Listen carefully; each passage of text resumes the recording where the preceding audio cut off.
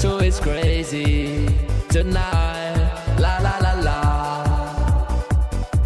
Mercato is crazy tonight. La la la la. Ciao Juventini of the world, my name is Giuseppe, welcome back on the channel. I hope you are all doing well. Wait a bit because I don't see your comments here. Why am I not seeing your comments? That's really strange, I see them here, I don't see them here. Anyway, 2-2 is the result of Juventus Brest, as you can see here. 2-2. I saw a lot of beautiful things. I don't know you guys. I saw a lot of beautiful things. I saw things that we need to do much better. But already a total different Juventus that we saw against Nuremberg, where we lost 3-0. It's a pity that we conceded 2 goals from own mistakes. Stupid mistakes, not reactive enough. Because we were sleeping, because we were risking also there. It is what it is. We lost the first. We drew this one. The next one we will win because we are playing in family. Juve against Juve. So it's sure that one of them will win. Ah, no. We can draw as well. No. So I spoke too fast. But let's see. But I saw a lot of beautiful things. Individual players, but also collective things that we saw, some patterns of Thiago Motta. We will go towards, of course, the tactical map later with some movements, with some players, what they did on the field. So we have a lot of things to speak about. But first, before Beppe speaking, let's again say thank you to Westerman that extended his membership with us. Thank you to all the people that are here. I'm curious to read you because I know that the people will not be happy because we drew, because we conceded the goals. I will see some people that will probably be extremely enthusiastic about what they saw.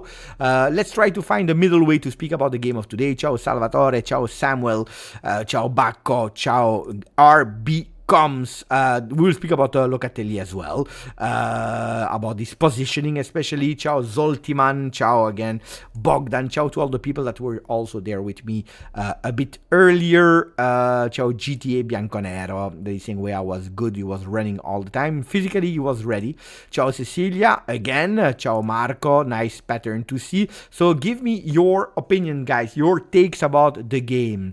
Ciao Nicolotti. Ciao Nicolotti, ciao Beppe, how was the game? I missed it. We will explain everything, that's why you are here, Nicolotti. If you have the opportunity to watch it again, probably it will be on the Juve site. Go and watch it because you will see interesting things, but thank you for your 25 months membership with us. Ciao Cabal, just one mistake, but the rest of the game was great. That's the opinion of GTA. Galeno scored for the Super Cup final, a brace. Beppe, to be honest, I didn't like what I saw, and I know it's a friendly but match, but 2 weeks and Serie A starts, and I'm starting to be very pessimistic. I'm not. Dino, I just don't want Wea as our main winger. Everything else is okay. Ciao Nino, ciao Pino. Some good things, but still too static. Wea, man of the match. You see the interpretation of fans. One is saying I don't want to see him near our team, and the other one is saying Wea, man of the match. That gives me an opportunity to go with the first poll. That is man of the match. Man of the match. I want to put Cabal there. That's my own choice. More than Cabal, I want to put the impact of Douglas Luiz. That was really great. I want to put there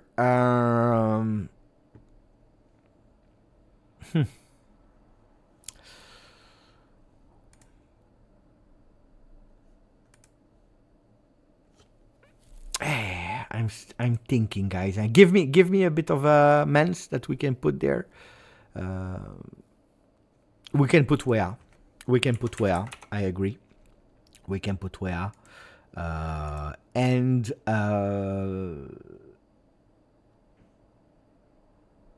I don't know if I want to put Thuram because Thuram was not perfect yet. But the movements of Andrea Cambiaso were absolutely not bad. I want to praise the movements and the importance in the game of Andrea Cambiaso that I think was extremely important into that game. So you have 4 choices, guys: Cabal, Douglas Luiz, Weah, and Cambiaso. Go and vote now, even if I see that the people, they rushed on one name immediately. Okay, so continue to give me your opinion before we debrief the game. Good game today. I saw some very good things in the midfield. The front of the defense needs to be a bit stronger for Juve standard. Just my opinion. Perin was awful in the last goal. I agree. Probably he was thinking that it was offside and he didn't want to do the effort, but I agree that he could have done much better there. The difference between Nuremberg and today's game was noticeable in a positive manner. I believe we will be ready for the beginning of the season. Zach, ciao caro Beppe. You can see also how Motta was focused. Pretty sure he is evaluating technically and tactically each one. Even let some do some mistakes in purpose, if you see what I mean. I agree on some choices that he took and some decision that we will speak about tactically in a second. Maybe I'm stupid and I don't understand calcio, but to me it looks like the same old Juve. Too many horizontal passes in their own half and still no dangerous play and slow passing. You're not stupid, Calogero, you interpreted it like that. It was not a game with full intensity. It was not a fast game of football, which I was not expecting, to be honest, because I told you I wanted to see a Juve that was able to play more than 15-15, which I saw today. So we are growing that physical condition, but I was not expecting a Juve that was playing full power, full speed, full intensity at the 3rd of August in our second friendly, our real first friendly, if we can say it like that. That's not what I was expecting, but I saw a total different Juve than last year. Cabal is winning at the moment with 55, followed by Douglas Luiz with a 28%. Weah 3rd and Cambiaso 4th. Peter Gitti, looking forward. Thank you for your 26 months, my friend. Looking forward to travel to watch our boys next week. I like Cabal's game, Luiz and Weah as well. Thuram made some mistakes. Loca average, DV9 absent. Doogie is a master of the one touch and he's composed. Plus, hats off for Giuntoli on pulling this deal. I agree with Loco here on that one. Absolutely. Beppe, was I the only one who liked Locatelli? I don't think that you were the only one, Spiros. So, okay, what are the main takeaways of today, according to me? And then, okay, who am I? Especially because I didn't watch the game a second time. And you know that I love to watch a second time to watch it even more in depth. What I watched and what I appreciated is that my wife is fantastic because you didn't even notice her and she bought me a coffee. Grazie.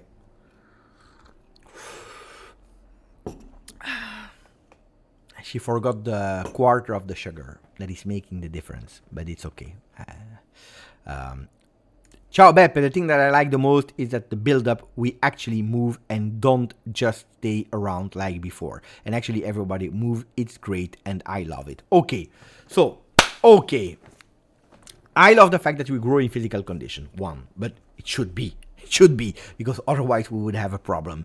We are not perfect yet. We don't have the 90 minutes in the legs yet. If you see, especially towards the end of the game, a Cambiaso that is really starting to use his arms. A Locatelli that is starting to use his head. You know, I need to go. I need to push. I need to push because I'm out of energy. And you see, one, but we are growing, one. Secondly, I see, maybe I'm wrong, guys, but a team that is believing in what they are doing. A team that wants to believe in what the coach is asking them to do. A team that is trying to do it. And a team that a lot of time they even succeeded to do what the coach was asking. So I see that we believe in what we are doing. And this is the most important thing. Because, guys, you can do mistakes. We will not be perfect today because it's a total day and night way of football from the past, okay? But if you have a coach that is arriving with a technical staff and they ask you to do things and you don't believe in it, this is the worst thing that you can do. if you don't believe in what the coach has in mind, this is the worst start that you can do. I'll give you one example. Maurizio Sarri comes to Juve. Before the season starts, he goes on the boat of Cristiano Ronaldo to speak with him. On that boat, he asks him to play as a number 9. Cristiano Ronaldo says no.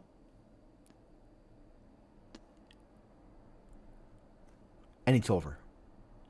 Sarri idea of football is over before we even start to train. It's the worst thing that can ever happen to someone. If the players are not believing in what you do, maybe they will even try to do it. But if they are not convinced at 100%, it's over. It's over.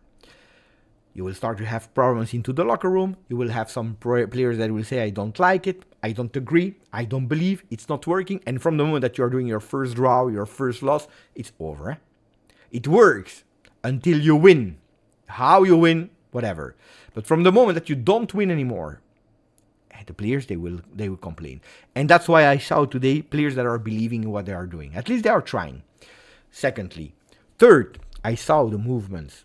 At a certain moment of the game, I said, this is the birth today of Thiago Motta's Juve. Not against Nuremberg, but today.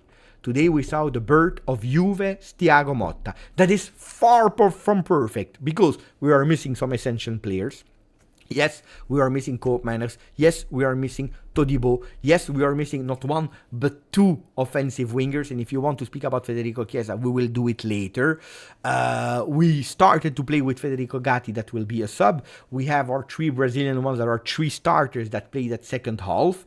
So we are far from the team that is the starting team of Juventus Football Club today. But already with what we have, I see a big, huge difference. And I liked it. And I really liked it. The things that I didn't like is sleeping in defense. I can give it an explanation, to be honest, because it is because of that constant moving, constant changing position that at a certain moment you are probably asking yourself who is man marking who.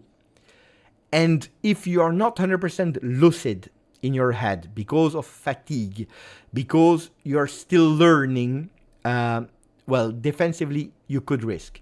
Also because you're risking. So, guys, I totally understand that you are making these mistakes today because you're still trying. It's the first time that Gatti and Cabal are playing as a duo. It's the first time that Bremer is even probably watching and seeing Cabal in his face. So it's totally normal, guys, that you are doing these mistakes. Pay attention to Bremer. He will be a rock. He will be the pillar in the defense. But if the ball is going to him, building with Bremer could be potentially a risk. We saw it today. We already know from the past because Bremer is that kind of player. So I'm really curious in how Bremer will evolve in that 4-man defense when he will need to be the builder. Because, of course, he can delegate that phase. But if you delegate too much, which means whoever is next to him, a Cabal, a Cambiaso, a Thuram, a Todibo, you start to become predictable. And that could be one of the risks. What is the idea to avoid that predictability is that movement of Cambiaso, Cabal, another midfielder is trekking back to take that position, Di Gregorio that is more involved, but it's always who is not Bremer. So that's an important one. I would love Bremer to step up on that one. So that's something that I didn't like that much. Gatti,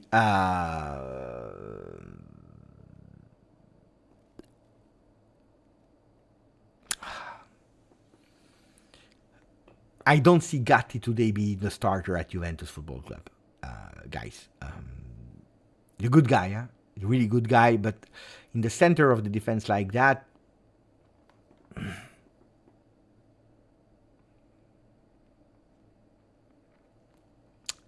pay attention. Timo Weah, I liked the effort. I like the fact that physically he's really in form. It was one of the best one in forms of Timo Weah. We'll come back on. We will come back on the individuals later. Can I show you the tactical pad first? This is how we start the game with these men: Thuram, Locatelli, Dusan Vlahovic. Probably the people that watched the watch along, they already saw a few movements. But let's repeat what we saw, especially in that first half, and then going towards that second half. So the first thing that was immediately to notice tactically is that movement. This player is essential. That's why I also put him in the 4 men of the poll. By the way, how many of you voted for Cambiaso at the moment? 8%. Well, the 8%, well, they are not wrong because of how crucial he was. Cabal won, by the way. But Cambiaso doing that movement, boom, here. Cabal that is switching here, and you go towards that 3-man, where Gatti actually played as the leader of that 3-man defense, with Savona going a bit closer. It's not the only movement that we see. Because of that, you have actually the player on the right side that is always super wide on the field. Always. With Fagioli at a certain moment here, and Locatelli that was here in backup. This is what we started to see in that first half, and sometimes they were even trying to create a kind of square here. This is the square that we saw, and that's why logically Thuram was going here. So reinforcing a lot the verticality of football here, with Bangula maybe probably a bit here, but especially the right side here. And this is the first movement that we saw. Cambiaso really here to support. That's the first movement. The second movement that we saw was a Thuram. And that's a big difference with last week, where last week Thuram played on the left and Locatelli here, but every single time that Cambiaso was going up, Locatelli was tracking back, and Thuram was staying here. If it was Cabal that was tracking up, Locatelli was tracking back and he was going here. Every time Locatelli was there. I think that's something that Locatelli received really from Thiago Motta, like, don't track back. I don't want to see you tracking back. And Locatelli played the entire game here. With Thuram, that was the one not tracking back going here, but always being available between the lines here. Playing a bit more on the right side, where the last time we saw you on the left. Fagioli, fantastic the first 15 minutes, and then he disappeared a bit. But he was really beautiful, especially in the first 10-15 minutes of the game, being creative here. So it's a test that we can continue to do, especially without Koopmeiners and with Miretti injured. But I think that the natural position of Fagioli, he can do it, but will in the future be more here in the middle more than up. But he can be there. It's something that Thiago Motta really wanted to test today. Locatelli, that every time that he had the ball, he was looking forward, so something that I appreciated as well. Bangula and Weah, another test that we saw today, was that switched around the half of that first half.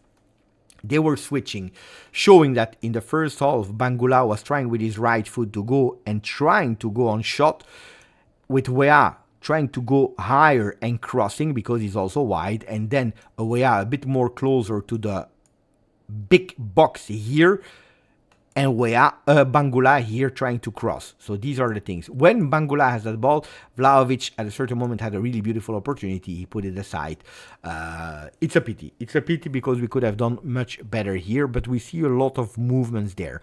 That right side, first half, second half, is not the side that is going up and doing these movements. It's more a defensive side, while here it's more a offensive side.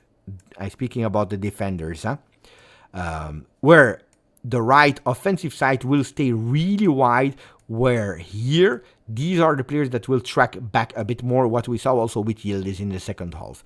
That's the first half that I analyzed, guys, with the things that we saw. Now, I will read you a bit and then we'll go towards the second half with the men that we saw there.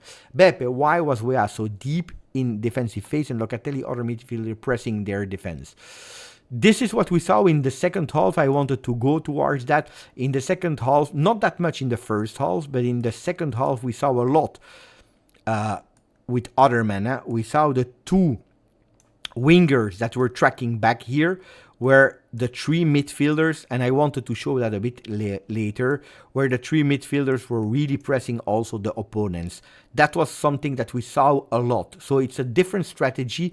I think that it's not one is right, one is wrong. I think that both needs to be tried also to, I think, surprise the opponents. Like, okay, it can be in certain moments of the game where it's the wingers that are helping and pressing, while on the other side is really the midfielders that are going up with the wingers that needs to pay attention and to stick there to give a bit more defensive face. So that's also why we will speak about Chiesa later.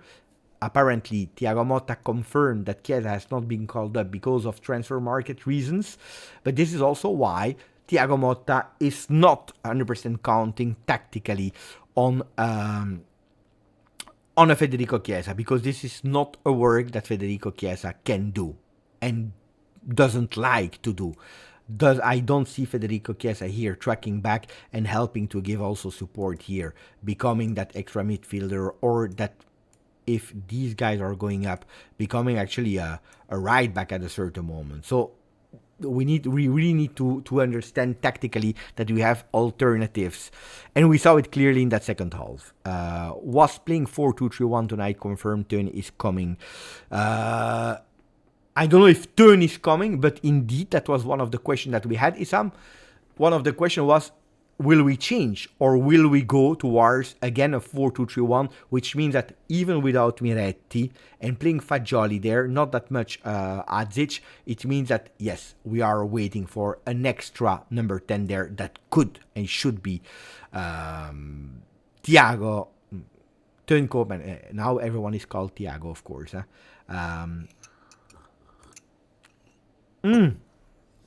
Was Thuram so bad, can I say? I was sure that these comments would come in the season. Today, Thuram was not accurate. But he was really working hard. He was covering the Locatelli position, but in a different way. So today we had, again, I will show you here. When we had a Cambiaso here, we had a Thuram here, okay? With Bangula, Wea, or whatever, and Fagioli here. And this is actually, because of Locatelli here, Thuram was doing the dirty work. He was pressing on the balls. He was trying to do the interception of the balls. He was putting physique there. And actually, he was succeeding in doing all these kind of things that are not appreciated by the fans. They are not. This is something that I learned. When people are working hard on the field, these kind of things are not seen, not appreciated. And on that one, I will not say that he did a really bad game. On the other side, it's true that when he recuperated the ball, we didn't see the accuracy of Thuram. We didn't see him being precise.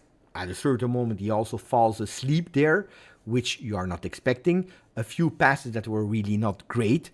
I agree with, if you are judging the game of Thuram about not being accurate, so being imprecise, I agree. With at a certain moment not being reactive enough, I agree. But not on the dirty work. Now, don't expect Thuram to be Douglas Luiz. They are different players. Don't expect Thuram to be Koop Manners. They are different players. I always told you and warned you here on the channel, Thuram is a version of Rabiot that on top of what Rabiot has, he has that easiness to a lot of time carry that ball towards the front. But to do that, he needs, of course, to be at the top of his form and needs to understand the team that he's playing with. Don't forget, guys, these guys are just new to Juventus, in a total new Juventus. With Locatelli, that is taking different tasks. In the last game, it was Thuram a bit more up, Locatelli a bit more down. So don't forget about that. Don't forget about that. Locatelli will make Thuram work more. Yeah, because if Locatelli will play more up, you will see a Thuram work even harder. So I have no problems with that. I can even appreciate that. Of course, I need to see, of course, that when the ball is recuperated, that these balls are perfect, that are accurate. If you look back to the video that I made about Kefren Thuram, I told you that from time to time he's taking risk and losing that ball. And because of losing that ball, he's running behind his man. Sometimes he's able to catch the ball, sometimes he's not, and he's taking the man. And he's taking these yellow cards. So you see what we saw about Thuram, what I told you. I always told you, pay attention to Thuram. Don't expect Zinedine Zidane. Don't expect the first Pogba that was at Juve, Pogba 1.0. Because otherwise, for the entire season, you will not appreciate Thuram enough. And I appreciate Thuram. And I think that today he did tactically what he needed to do, being available, receiving that ball, going in pressure a lot, going in duel a lot, going in interception a lot, recuperating the ball a lot. Of course, I need now to see an accurate Thuram. Otherwise, of course, you can't rate him doing a great game because that's not true. But pay attention to your expectation, otherwise you will not get out of it. Is this month between transfer and arrival, how many operations do you think we can expect? A lot. But I don't want to speak about Mercato before we speak about the game of today. We need minutes in the legs, and as complete squad, we need to close the deals with Cope and Astodibo for chemistry, and then also offensive wingers, because I can tell you guys, Bangula Wea will not be our starting offensive wingers. Sule will not be there. Chiesa neither. So we need offensive wingers. And we will get them. It could be that it's Raspadori. It could be that it's Berardi. It could be that it's Galeno. It could be that it's Sancho. I don't know. It could be that it's Consensao. I don't know who the players will be. But there will be two players. One, I think a really good name. One that will be more a versatile player, a player that can do two roles, the vice Vlahovic and the winger.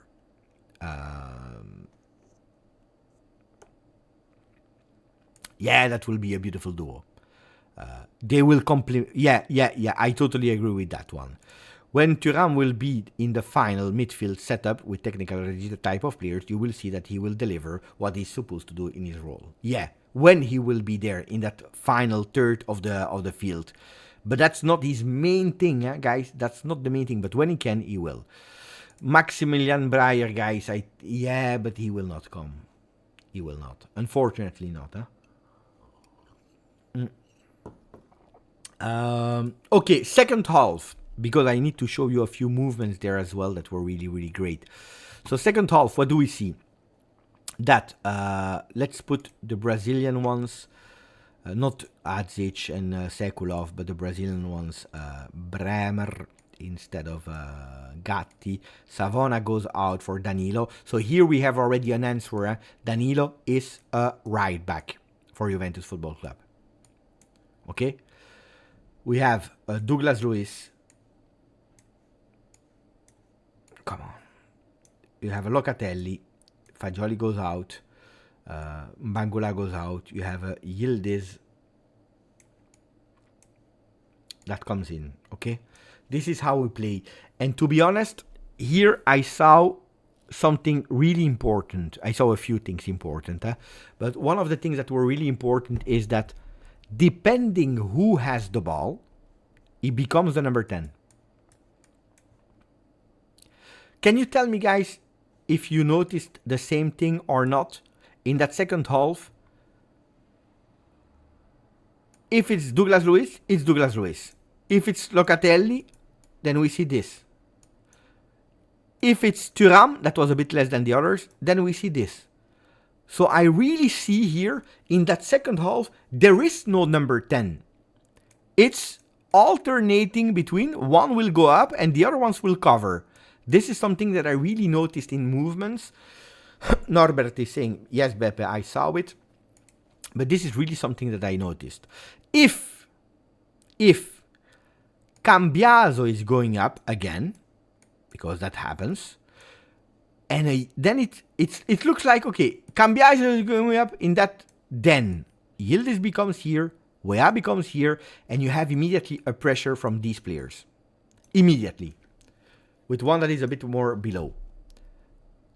Immediately. So you play like that, the 4, with alternating one of the midfielders that is going up to form that 3-man up front. If Cambiaso is saying, guys, I go up to reinforce that midfield, Yildiz, Weah, they track back, and then you see a high pressure midfield here. This is what I saw today. I agree with Kenny that it's dangerous, especially now, especially in that phase of the tour of the season where you are not 100% in form, where you don't understand each other, because usually, you know, when you are playing football, you know each other, and you know with these kind of movements, okay, he's moving up, so I need to do that. I need to do that. He will do that. Of course, it's also mental. In 1 week, it's 10 days. It's tough to understand all these mechanisms, but we start to see them trying and testing. And that's what I really appreciated. I saw today, maybe people, they didn't see it. I don't know, guys, because I see a lot of people not happy or whatever.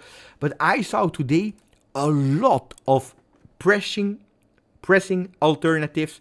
I saw a lot of build-up alternatives. I saw a lot of changes. I saw a lot of things tactically that I really appreciated. I said, okay, we have different options, different solutions in the same game with the same men. I like that. Yeah, but different. No. Yeah and no. Yeah and no. Yes and no.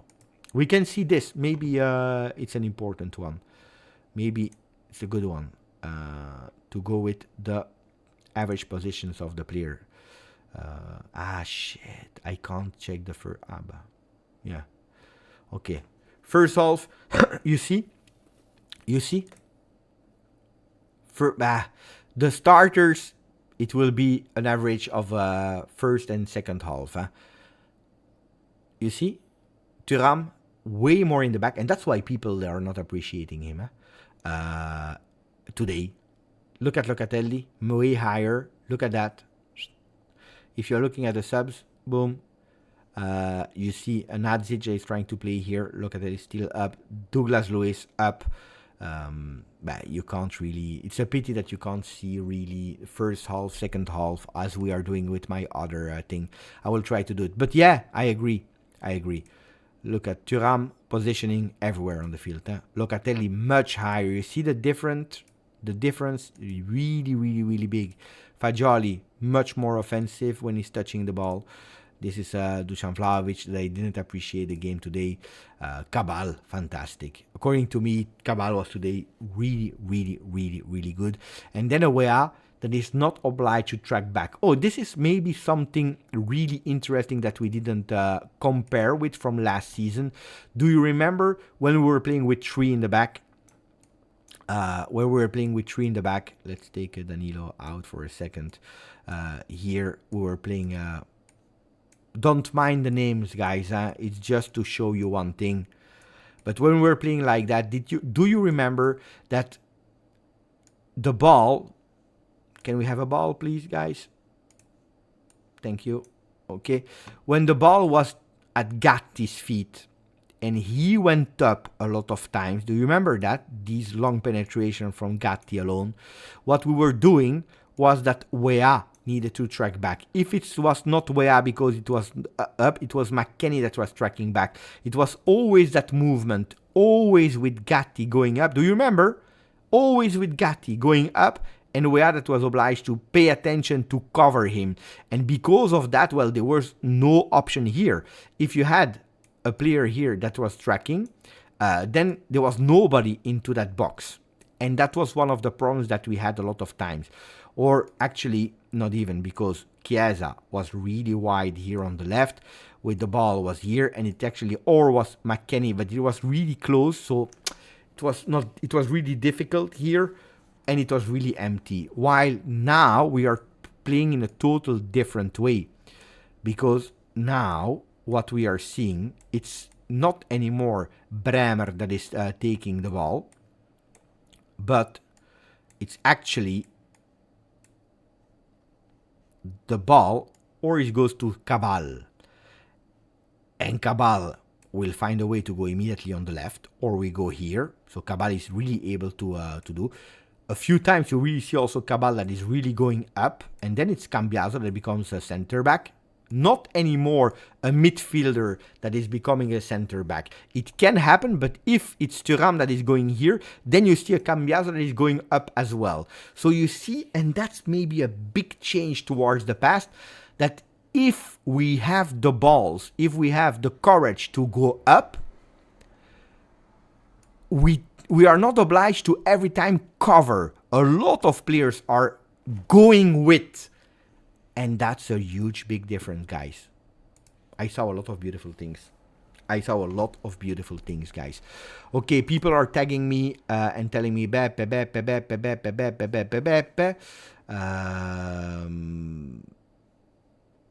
People are saying, Alberto, if you're saying Thuram did a beautiful game today, I disagree with you. I never said that he did a bad game. No, because then people will start saying that I said that Thuram did a bad game. I never said that. I said that they did a fantastic game in terms of a lot of things, but they need to be more accurate. But that's something that will come when he will be totally fit. You know, if you don't understand what I'm saying, guys, I said he didn't play a fantastic game, which I confirm. Anyway, but don't write to me on Twitter, Alberto. Write here in the chat, because then I will never answer. On Twitter, it's rarely that I answer or start discussion. I don't like to speak on Twitter. Can you guys show me where Thiago Motta spoke? And I want Italian words, preferably. Maybe I will go in Il Bianconero. No, because in Italian, sometimes in English, it's not really well translated. Okay, here we see Il Bianconero that is telling us two pictures. Fuori per motivi di mercato. Siamo stati chiari all'interno. Big words. Out for transfer market decisions. We have been clear internally. Two, him and otherwise they need to find a solution as soon as possible. Thiago Motta, post-game.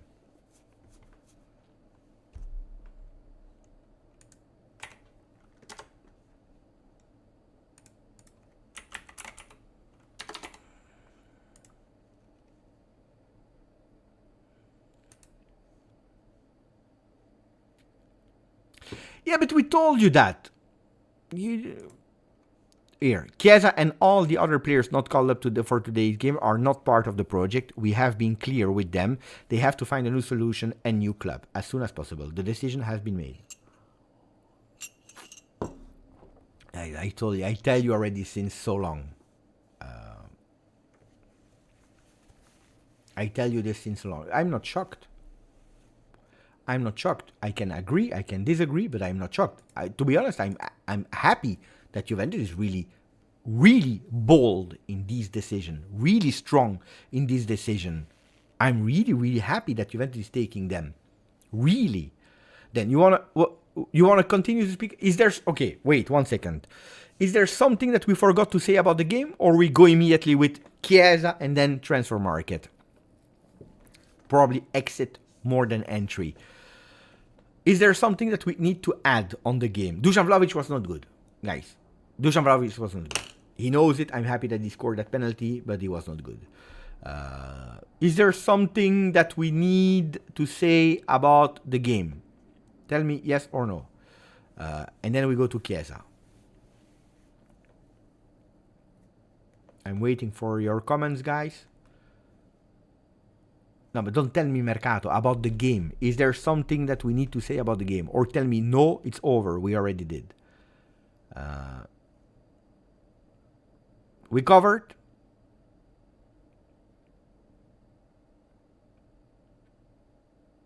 Cabal, great game. Yeah, fantastic. Weak defense. No, it's over. It's over. Di Gregorio, we didn't speak, indeed, with his feet.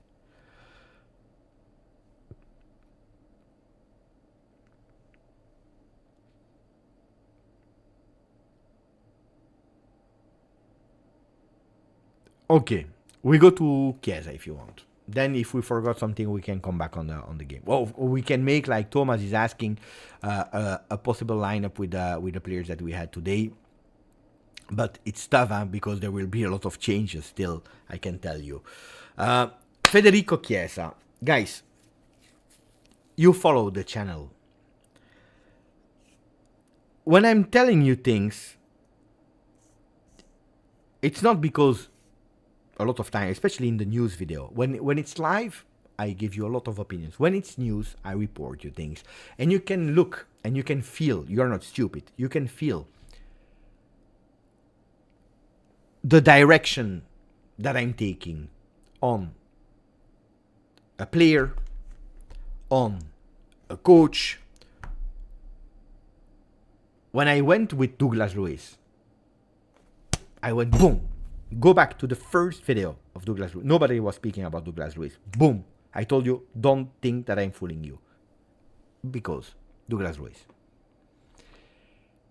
On Chiesa, I tell you since long time ago, pay attention to Chiesa, pay attention to Chiesa. On top of that, I always told you, this transfer market, a lot will be happy in the beginning, and then they will be sad at the end, because a lot of sacrifices will be done.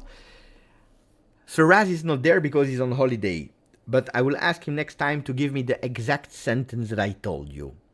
Pay attention to the transfer market. Pay attention, because a lot of you will be disappointed, heartbroken, desperate, infuriated, because some players will leave. And then we started to speak about Chiesa. Chiesa, guys, I tell you something now. He took a big risk, because when the initial talks of Juve started to extend his contract, he didn't extend his contract. This is the reality. He didn't extend his contract. First, because position, Allegri, this. Then, when he understood that Allegri would have gone because of salary, because of role, because of this, then, closer and closer towards the end of the season, he made a big choice. He said, I will bet on Euro 2024. We spoke about it. I showed you the words of Federico Chiesa. The exact words of Chiesa were, I was that close to become the elite player. This is what he says. That is what he's thinking. He's really believing, after Euro 2021, that he was that close to be Mbappé, Holland, Neymar, Messi, Ronaldo. Okay? Then we can debate. Is he right? Is he wrong? I think he's wrong. That he needed a bit more to become these players. But that's what he was thinking. That he was that close to make that step. Okay? Then the injury, unfortunately, and I show you at Euro 2024, that's my revenge, that I am again the Chiesa. And he flopped, like the rest of Italy. And he flopped without the excuse of Allegri, which is a tough one. Why was he betting on that Euro 2024? To be the player that was totally deciding about his future, which is right, which is right. Because in his mind, he doesn't want to play at Roma, because he wants a Champions League top team. But these offers are not arriving. So the offers that Chiesa is waiting for are not arriving. The offers that are arriving to Chiesa, he doesn't want them. And that's where we are today. So he wanted to bet, not extending with Juve that bridge contract. Because Juve was kinda, they said, we know your injury, we are not 100% reassured, but we believe in you. You are Chiesa, we waited for you, we don't want to lose you. And you are not 100% sure because you want to see a Juve that is again able to fight for the top. We find a solution, a bridge year, at the same conditions, bridge year, 1 year, so that we are sure that we don't lose you for free. They had that verbal promise, said by Agresti, but said by everyone, that he would have signed that extra contract, or at least to not leave for free. That was the verbal promise that he made. Not leave for free.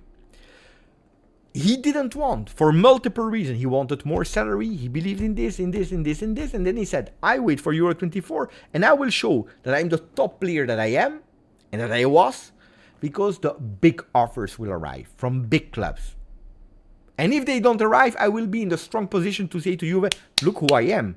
Look what I did without Allegri. Give me that money. And he flopped. So he took a big risk, where today Juventus said, oh, you didn't want that bridge position. You made us wait. You were waiting for big offers. We know, because it's a small word. The transfer crowd, we saw Ramadani going to London, speaking to Bayern Munich, speaking to Roma, speaking to this. We know. Hey, guys, at a certain moment, Juve is saying, you are a player that is not even tactically the preferred choice from Thiago Motta. People told me, yeah, but Thiago Motta, he never tested him. Guys, Thiago Motta doesn't need to see. We know Chiesa really well. Like, we are reading in Chiesa like an open book. Then, is Chiesa a great player? Yes, he is a great player. Would I be happy if Chiesa stays tomorrow at Juve? I would be happy if he extends the contract. But really, sincerely believing, like a cabal, I said, the players that stay at Juve, I want them to have the eyes of Cabal when he arrived at Juve. I want Cabal. Go back and watch first day Cabal. Rabiot, that you know I have a great relationship with, that I respect a lot. If he lost that fire in the eyes for whatever reason, management, that is the new management that is not like the old management towards him, I don't know. It's time to leave. It's time to leave. People that don't have that for Juve, they can leave. Then I prefer to wait 1 year more with lower players, but at least they have that fire in the eyes, than players that are not happy to stay at Juve. This is a reality. This is a reality, guys. This is a reality. You like it or you don't like it. Again, I think that Chiesa will do well. I think that Chiesa will be back. But first, like I always said, he needs also to ask himself, okay, Chicco, what do I need to do to come back? Not only on paper saying you will see at Euro I will be the best one. No, seriously. Adapting tactically, playing with his head up front, being able to reinvent himself. Guys, I saw Alessandro Del Piero having that huge injury, and we waited for him for 2 years. But then Alessandro Del Piero, that in 2 years was able to reinvent himself in his way of playing. He lost a bit, honestly. He was never the one of pre-Udinese injury, but it was a player that reinvented the way that he's playing, and that's why he played so many years at high level. Federico, I always said it, I repeated it so many times, a player that physically is recuperated, but mentally still not. Mentally still not. And that's why Federico is on the market. This is why. Contract, because Juventus, they don't want to lose him for free. They don't want to take the risk that in February he signs with Inter and stays 6 more months at Juve. They don't want that. So find a team that is able to give cash 25 million euro.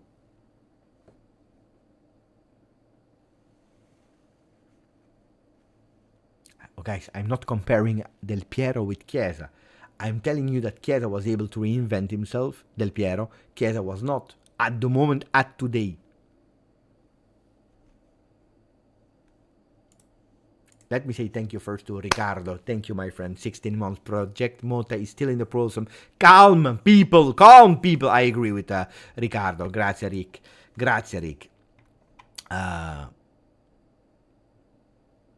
Nobody's comparing Del Piero with Chiesa or Chiesa with Del Piero. That's impossible. You know, I will never do that. But that's a reality. Today, when I saw the squad list, first of all, I anticipate. If you are following the videos every morning, I anticipated you that there were chances that he will not be there. And people, Pepe, you're hating, you're a hater, you're a hater. I'm not hating. I'm telling you what's happening. I'm telling you openly what is happening. We know it. It was not a secret that he was out of project. We knew it. We knew it. If you want to play at Juve, there was the opportunity to play at Juve. But he doesn't want, apparently. Out of project. For multiple reasons.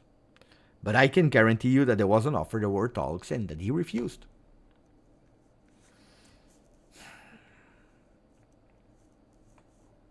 Then, you're telling me, Beppe, will Galeno be an upgrade for Chiesa? Honestly, Galeno, I watched 4 games of him.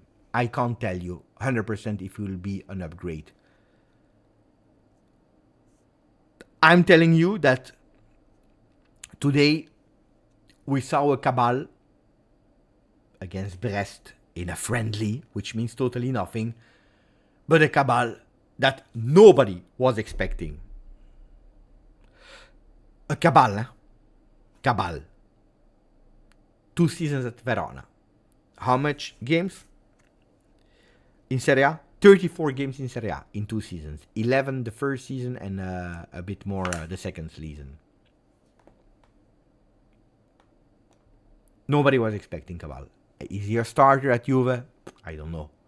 We will probably go for a Todibo. But it's a player that is versatile and can play 2 roles.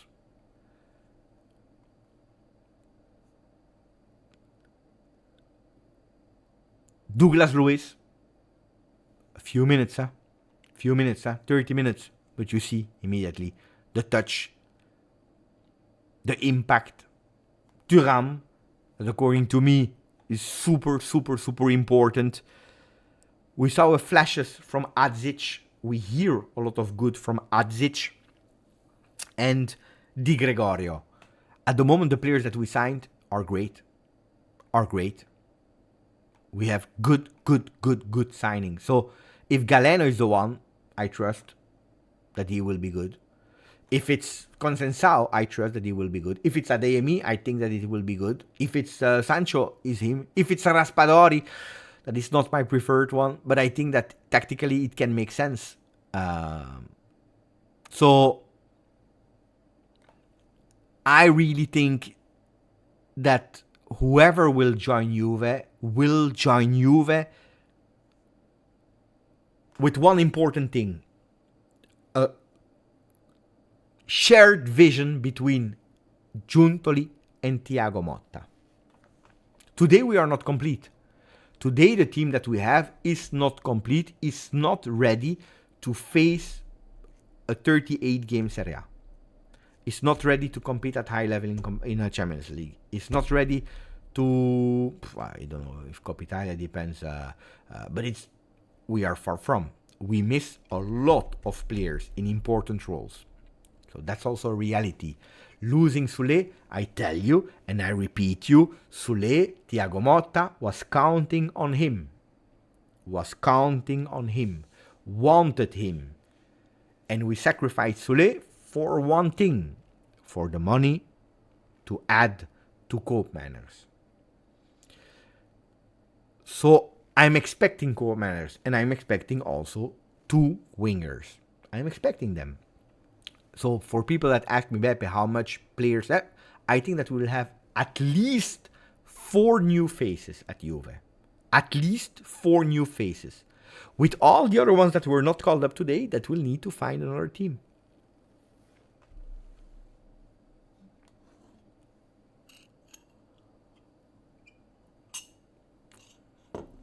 Guys, you know what I tell you, and then we close the chapter Chiesa. I will read a few of you, of course, but I will close the chapter Chiesa. You know why I'm thinking it's a good decision what we did today? Because there were some players, tranquilly, easy. We are in our comfort zone. We are training with a team. They call us up for the games. We are even playing. Why are we in a rush? If we can stay one more year earning big at Juve that is playing all the competition, we stay. We are not in a rush to find another team.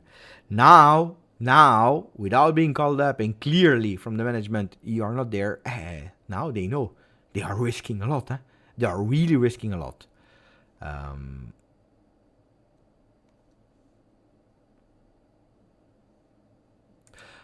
I don't think it was the biggest mistake, Lukman. I'm a big fan of Sule.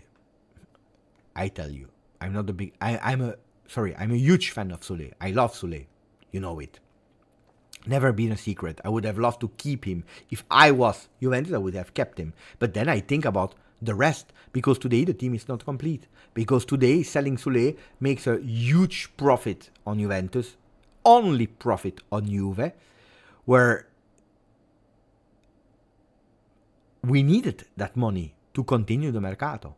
Otherwise, we would have again cried later about the fact that we don't have a complete mercato, that we have not a complete team. Of course, we will not have that first season a team, because that's probably the expectations of some fans. They want the revolution and they want all top players. Because I see that people are crying, but we don't have enough right backs, but we don't have enough left backs, but we don't have enough offensive wingers, but the players are, this. You can't have a total revolution in one transfer market session. It is impossible, guys. It is impossible. So give time to that transition. But from what I'm seeing today, I see players that want, I see players that are trying, I see players new that are really impressing. So I see beautiful things. We are going towards something beautiful. And if you are able to do it with what we have today, wait when the team will be complete, when they will know each other even more, when they will have played a few games with each other, when they don't need anymore to talk. Gatti and Savona, who is going on the ball? Because Thuram, that pass was not strong enough. Who is going? You, me, you? Nobody goes. And it's a Brest player that is going on the ball. Cosmic Juicy, we should sign the Pie on a free. The Pie is asking for a lot of money, guys. Okay, what about next year then? Then we have the same expenses from this transfer, but no young players to sell. It's correct, but first of all, we need no young players to sell. No, because if you are able to let grow Rui, Savona, other players, maybe you still have youngsters to sell. You never know. That project of a next gen is always a cycle of 2 years. If you're looking at the players, the first year, who is in that? It's Soulé, it's Miretti. Soulé, Miretti for sure. Probably Barrenechea as well. No, Soulé, Miretti, Ealing, the first year. The second year, and Ealing, if we want, Ealing here and there. But Ealing, Yildiz, Huijsen are the second generation of players. Barrenechea, already said or not? But you see, boom, boom. And now you have the new generation. That is Rui, that is Adzic, that is probably a Comenencia. You have an Onje still. You have Bangula that is appearing. So these players, they will go up. They will increase, and you will have new players to sell if you want, or to keep, depending if they are worth keeping or not. Or if you are able to sell other players. And then you will have other players that you will sell and you will buy. Guys, next year it's next year. Depending also what we will do, how we will qualify or not to Champions League. It depends. It depends on a lot of things.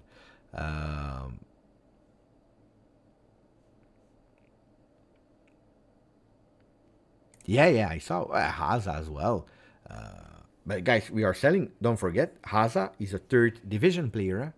If you are able to cash in 4 million from Haza to Palermo, it's a good deal. It's a third division team player that will go to Serie B.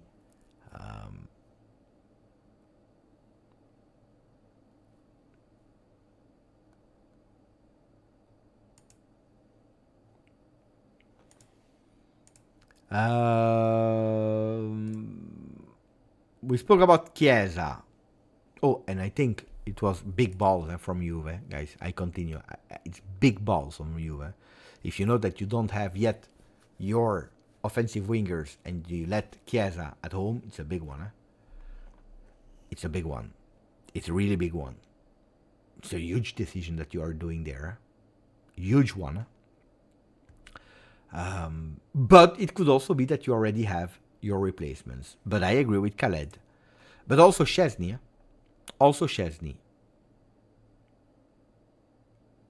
also Szczesny. So who are the players that were not called up? Who are the players that were not called up today? We will go one by one to the players that were not called up. I think that Nikos Kira made a tweet about it, but maybe I'm wrong. All the players there. I saw a tweet with all the players that were not called up. I want that tweet. Ah, damn. There was someone. I don't know if guys. There was a tweet from someone, but I always forget his name. He's always writing and watching the videos. Ah, here he is. J Family. He made that tweet.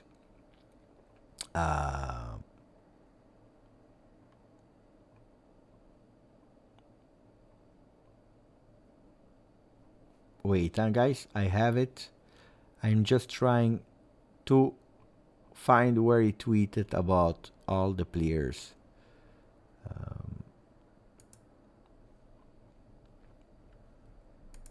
Bravo. This one here. Okay, we go name by name and where we are on the situation. Is that a good plan? I think it's a good plan. Because indeed, more we sell of these players, faster we have more money to go. Szczesny. Look, Szczesny's situation is that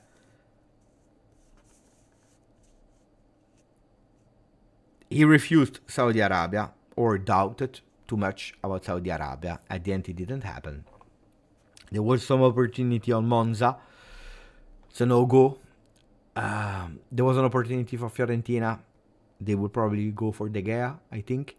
At the moment, there is nothing concrete. All the offers that arrived for Szczesny, he's refusing them. He's not in good term with the club because he didn't really appreciate from one day to another not only having a new goalkeeper at Juve, but also him being totally out of the project. It's a tricky situation because he always said that he wanted to be a player that will leave, that would not cause any problem. So let's see what will happen with this situation, Szczesny. I'm really curious because I know that he's a fantastic person, fantastic man, super intelligent man as well. So I'm sure he will find the right solution. It would be totally crazy if Szczesny stays at home an entire year. Because Szczesny will not bring you that many money. Last year of contract, but Szczesny will save you a lot of money.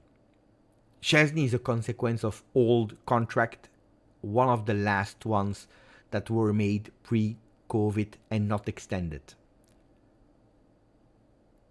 So Szczesny is today. Szczesny, with all the love and respect I have for him, but honestly, is a problem until he finds another solution.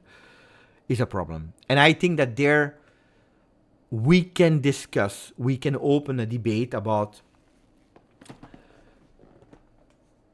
did we mess up, we Juventus, in immediately going for Di Gregorio without being sure that Szczesny would accept to leave. What are you thinking, guys? You have two sides, huh? One side, now we are stuck with a huge salary and with a player that is not happy. Of course, he's not happy. And you risk to pay 4 goalkeepers. On the other side, if you didn't go for Di Gregorio now, he would probably have gone somewhere else. Huh?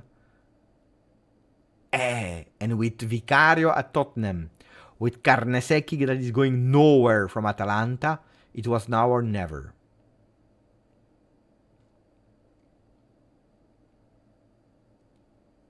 We needed Di Gregorio. No, I agree that sometimes you have opportunities that you can't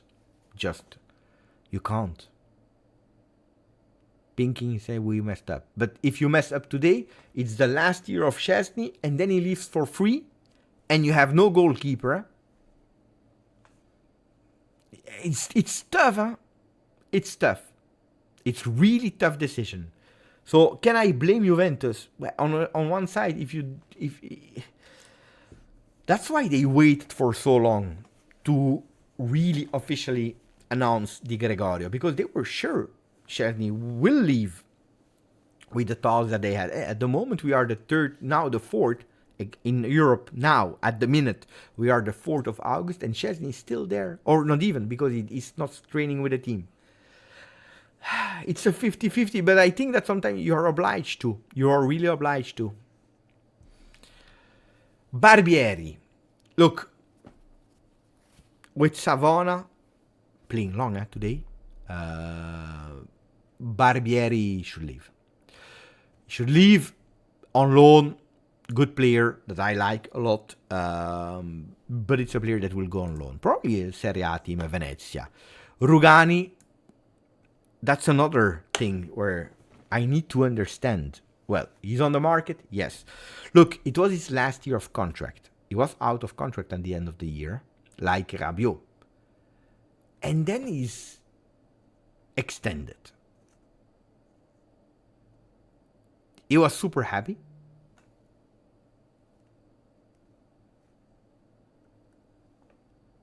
And then he's on the market. I didn't understand that. I really didn't understand it. Because now he's not sold. Now he will be loaned out with apparently, but I'm not sure if it's true or not, so let's wait. Apparently there could be a part of the salary paid by Juve. So I don't know what is going on with that specific situation. Is it a promise that they made? And then you have Thiago Motta that says, no, I don't believe in him. Sell him. Could be that it's a player that we made a promise to. We said, okay, we will have you as a rotational player. Everyone is happy. And then Thiago Motta is coming and saying no. Guys, this happens in every single team with every single new coach. I remember that we signed Ziegler, that had a fantastic season with Sampdoria. He arrived, Conte sees him, said, I don't want him. Didn't even play. I want him. Ciao. It arrives with Pep Guardiola. He's going every team and he's putting out star players. Huh? It arrives with every single coach. He's coming, he's saying no. Why? I don't know. The contract was already signed. You see? Contract extension.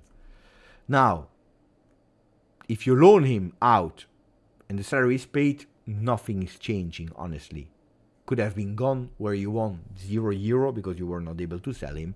Of course, if you pay the salary, it's a problem. Of Juve is saying, thank you for the donation, my friend. The first donation of the evening. Thank you for supporting the channel. Rugani and Milik can be good backup. I always said it as well. Rugani and even Milik, that is not my preferred player, but even Milik could be an important player as a rotational backup player. But Rugani, apparently, guys, I really don't know that. Again, if we loan him out and everything is paid by Ajax or whatever, we don't lose, we don't win. Bravo, AJ. You're saying Mandzukic, Emre Can by Sarri. They were all players we don't need. Ciao. Out. Happens every single time.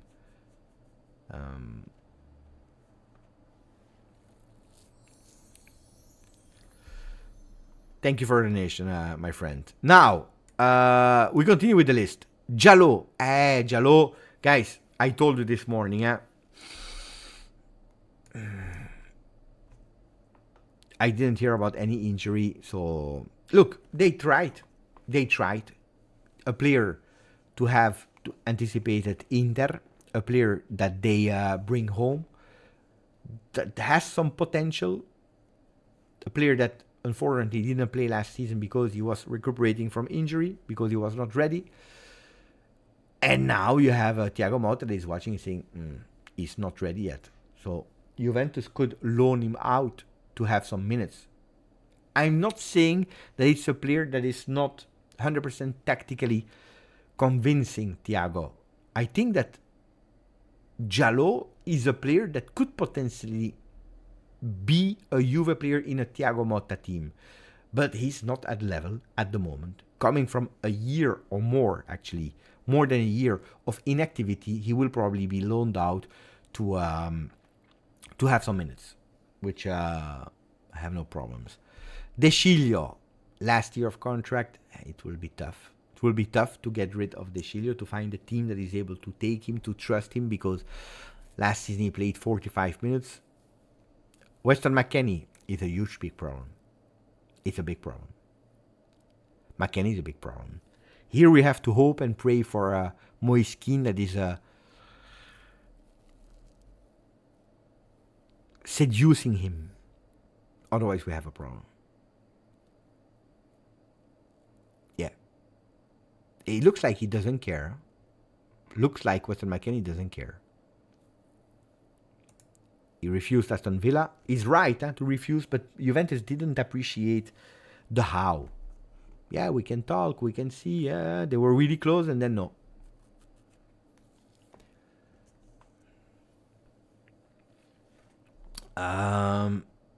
Arthur is probably the biggest problem, because the impact on salary of Arthur, value, what you pay for him from depreciation, it's a tough one. He knows that he's out of project. The agent knows. They are looking for a solution, but it will be again probably Arthur that will go on loan with part of the salary paid by Juve if it's in Italy. We need to hope that the team a la Everton is going for him. There were some, but it's really big. That's one of the biggest mistakes we made in recent years.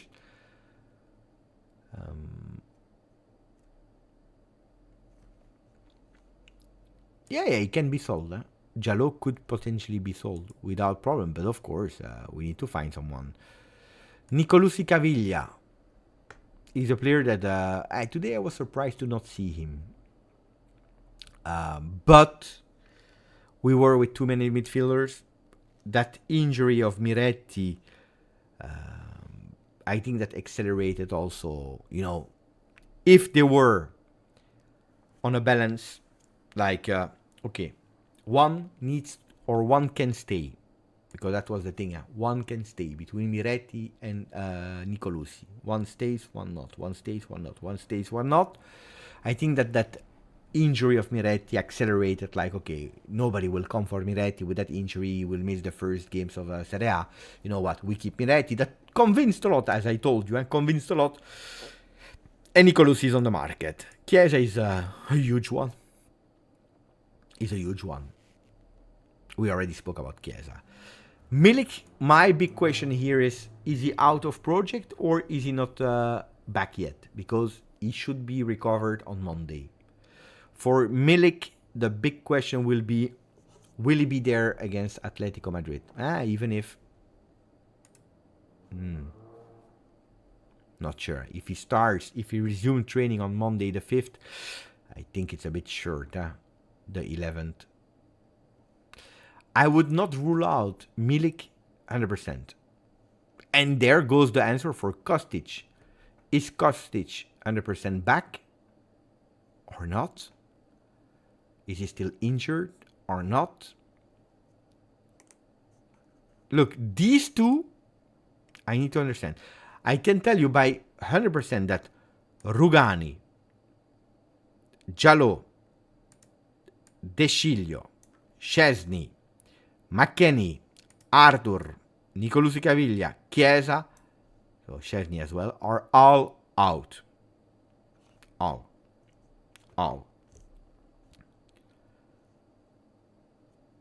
Milik and Kostic, I have my question marks because they are not training yet. Gori, Ricci, Frabotta as well. Facunzo Gonzalez will go on loan. Haza will be probably sold. Nonge will be probably sold. Ake as well. Sekulov that was there will probably be sold as well. Olivieri as well. So you see, so what I'm expecting, 4 players new at least in, which would mean that Juventus signed 9 players this season.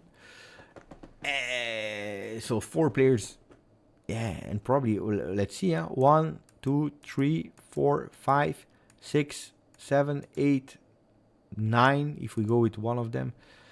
I think, yeah. Romeo Agresti said today 15 between in and out, and he was kind. So probably we'll try to do a lot in 1 month. It'll be tough.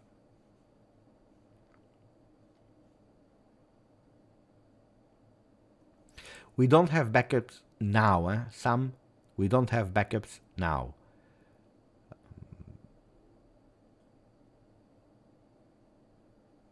Tomorrow maybe we'll have.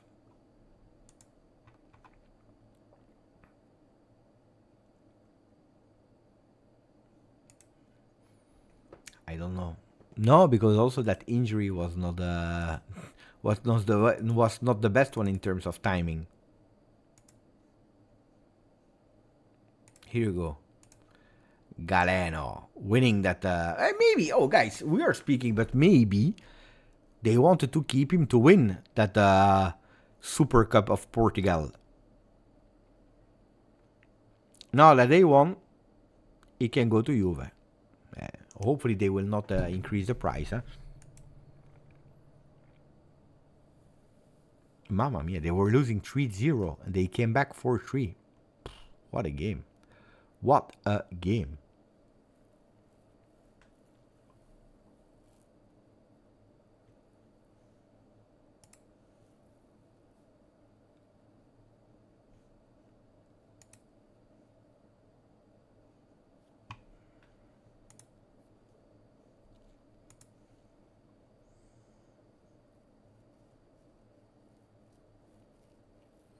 We need to complete our team. We are not enough. Look, if we go maybe to a question of Thomas from earlier, at the moment, from the people that we have, Thomas asked, can you go with a starting 11 against Como? I think it's impossible today.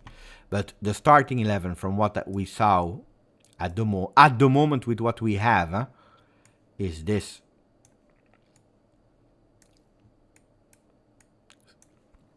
Is this.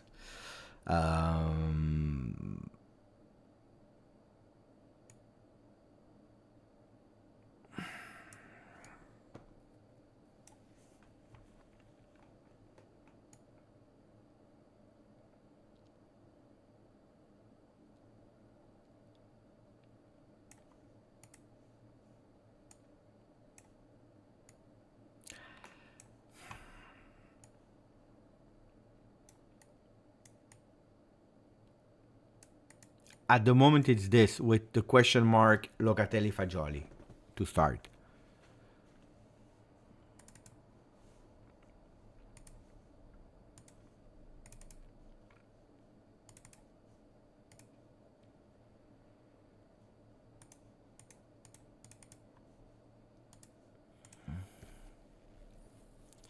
That's the question mark here. Who starts between Locatelli and Fagioli? But this is or maybe even like this, guys. That could be even that could be another possibility.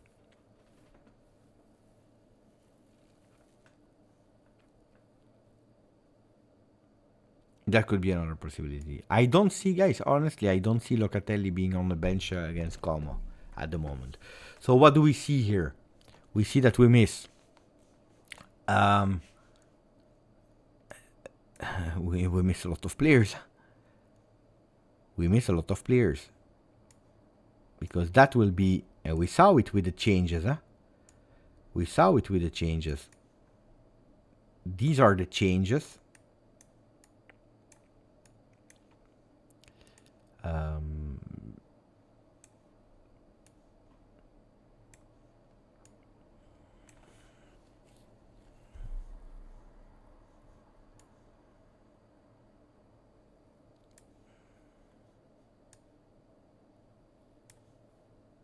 Well, let's put Azic here if you want.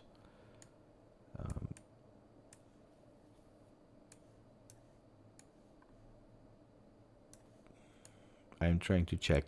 Perin here.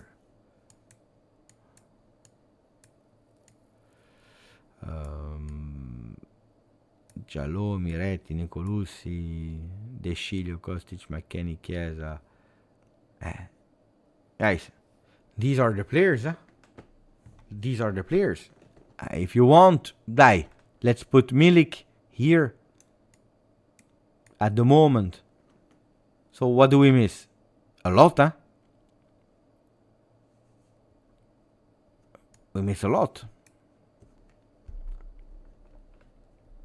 You can't tell me that we start with Yildiz Bangula on the left and only Wea on the right. So we miss one defender here. That will probably be Todibo. We miss Koopmeiners here because then you have here your 4 midfielders with Adzic and Koopmeiners. So Todibo, Cabal. And as I told you, 2 wingers. And probably Milik will go out and you will have 2 wingers with one of them that can do... Look, guys, I will tell you, I will already put him because he will come at the end. You will have a... You will have a Raspadori. Believe me, guys, Raspadori will be here. Raspadori will be here. Galeno will be on top.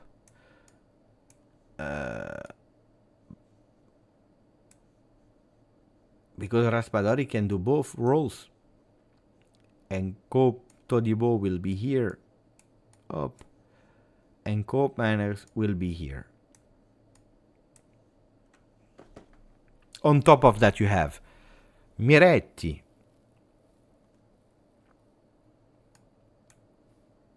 Possibly Milik. That's the team, huh? That's the team. This is the team.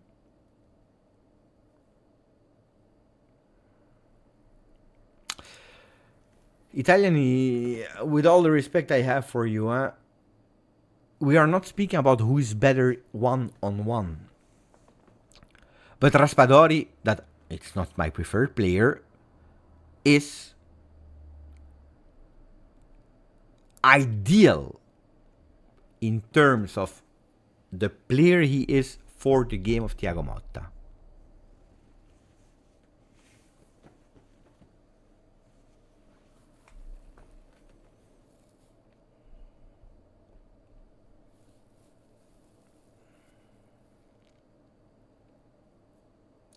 Because he can play on the left, he can play as a striker, he can come back, he can track back, he can also play on the right side. He can do it's the player for Thiago Motta. Is he better than Chiesa? It's different player. It's not better. I think that Chiesa has better qualities. But again, if you have great qualities, that you're stubborn, you're playing like that, you don't want to play at Juve, then we find someone that is that is working.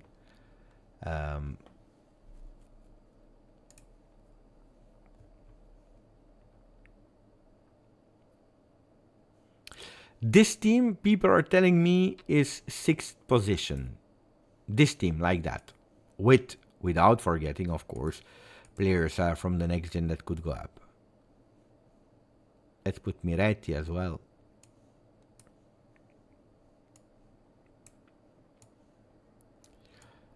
Is this team, guys, you can see the names, etc., etc.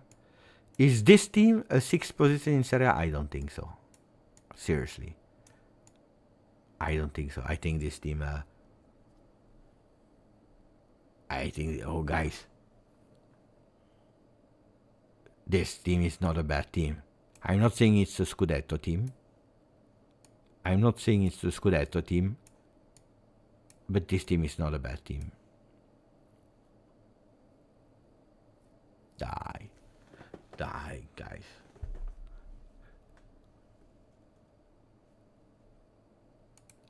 Guys, you're exaggerating. 7 I see here.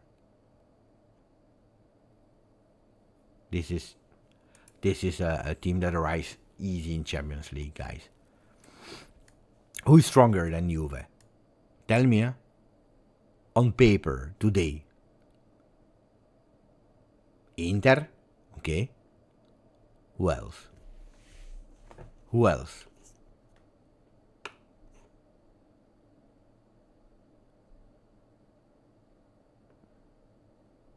Napoli. Milan. I agree with Federico. On paper, players games are not played on papers. Games are not played on paper. I agree. Roma. Let's see.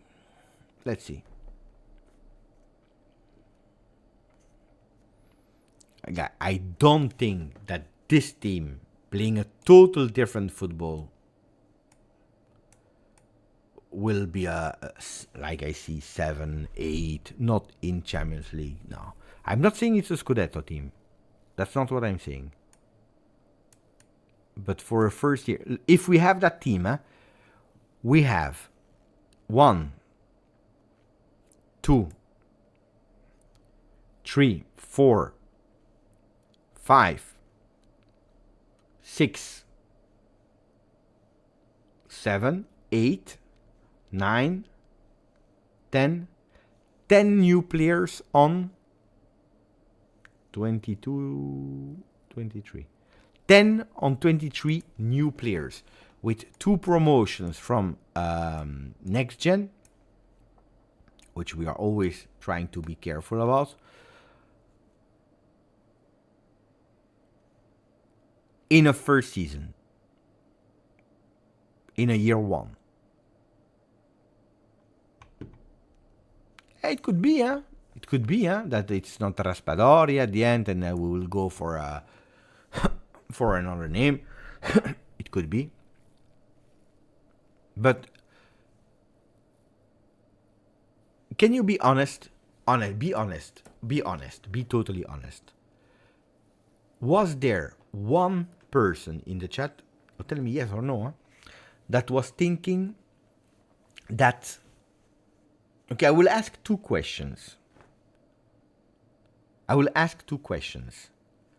The first one would be, was there something in the chat, someone in the chat that was thinking that we would have done a total revolution of the team, and that would have been on paper, always, with the names that were linked to you or that we signed, that we would be immediately contender to win the Champions League, the Serie A, competing really hard in Champions League, going, I don't know, a quarter final of Champions League, semi-final of Champions League, winning the Coppa Italia, with a total revolution, and not only the revolution, but top players everywhere.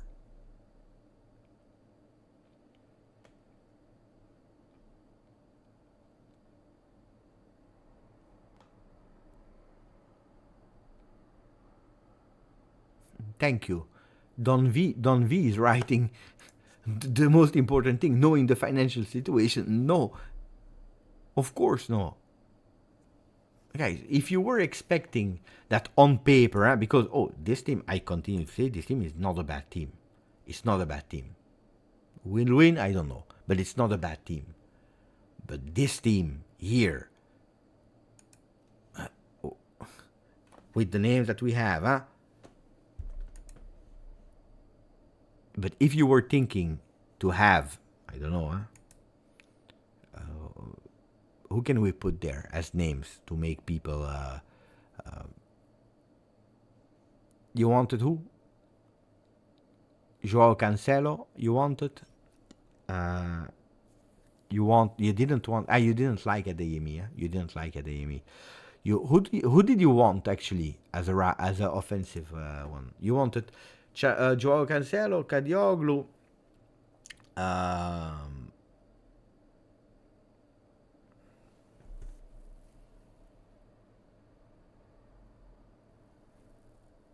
Sancho, Bayer, Kadioglu, Sancho, Galeno, Couto. Young Couto as well, you wanted. As Couto. You wanted a winning, but it was impossible, guys, because look at what we already did. Look at what we already did and what we are doing with Todibo Koopmeiners. But we are speaking about 10 new players, 10.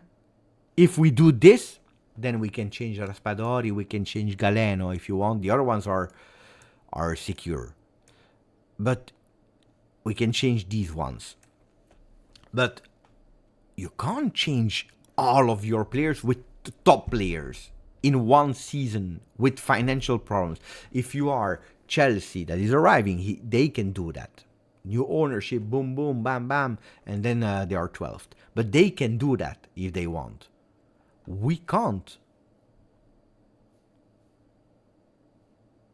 We can't do that. Now, that people are saying, Beppe, even you wanted, not only us. No, but I was realistic, guys. I was realistic. I don't say today that this team is going 7th place. I want to fight for the first spot in Serie A. I think that this team can do really well with a bit of time, adaptation, with the difficulties that we have. Of course, I wanted Kadioglu, I wanted this, I want all the players to Juve. But I was not expecting that Juventus from day to night would have had a revolution with only top players. Some people are asking me here in the chat, Beppe, do you think that this team is stronger than the one of last year? I will answer you really honestly. This team is, and that's the big thing, this team is maybe, and I'm telling you maybe, individually less stronger as last year. I'm not even sure about that. But this team makes much, much, much more sense than the one of the last years.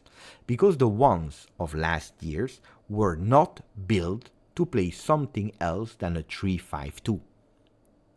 And even a 3-5-2 was not ideal because you had a problem of Federico Chiesa, for example. And especially not a defensive 3-5-2 because then you have the problem of Kostic, for example. This team is, according to me, and that's where the word team enters and not individual, this team is way much stronger than the one of last year. Way much stronger than the one of last year. And I'm using the word team, not individual per individual per individual. We are speaking about real life football. We are not speaking about FIFA. We are not speaking about football manager. Here we are speaking about chemistry, about a vision of a coach. We are speaking about alternatives to the roles. You have 2 players per role, sometimes even 3 if you want, and you can even be supported by the next gen. You have players that are all, or a lot of them, versatile. You want Cabal to play on the left? Cabal can play on the left. You want Cambiaso to play on the right? Cambiaso can play on the right, can play in the midfield, can play everywhere. Rui today, he entered in 5 minutes. He showed that he had immediately the same movements as Cambiaso. One time arriving here, one time arriving here. So a Rui that understands immediately. Cabal as well. Todibo will discover him. You have a Fagioli that can play here, that can play here, that can play here. A Locatelli that we saw today can play here, here, here. A Douglas Luiz can play here, here, here. Thiago Motta said, I want players that are able to do everything. Thuram can play here, here, here, here, here. He cannot play here, but can play here, here, here. We have a Miretti that can play offensively. Can eventually play as a mezzala. Adzic apparently can play here and can possibly also play on the wings. A Koopmeiners that when he was at AZ Alkmaar was even playing as a center defender, guys. Was even playing there. He can play here, he can play here. A Vlahovic that is a number 9. He can't play everywhere. Wea that year with Allegri made him grow, and also at Lille, because at Lille he was even playing as a left back. With Allegri was playing here in a 3-5-2, paying attention to the defensive phase, but he can also play as a number 9, where a Galeno can play on the left, can play on the right. Again, I'm saying this team, if you miss one, you have the other one that is ready. If you miss two, you have another player that can play that position immediately. So I think that as a team, yes, to answer you today, this team that I show you is as a team much stronger than the one as last year. Much stronger. Perfect? No. Can we be much better? We can.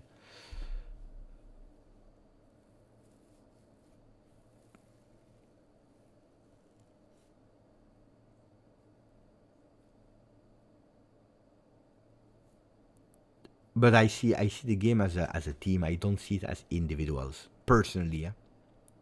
This is why a Leicester was able to win. This is why a Napoli was able to win. This is why Brest finished third in Liga. This is why so many stories, because a team will always be stronger than individual players. This is the reality. And then if you have great players in a perfect oiled team, then it is being bingo. Huh?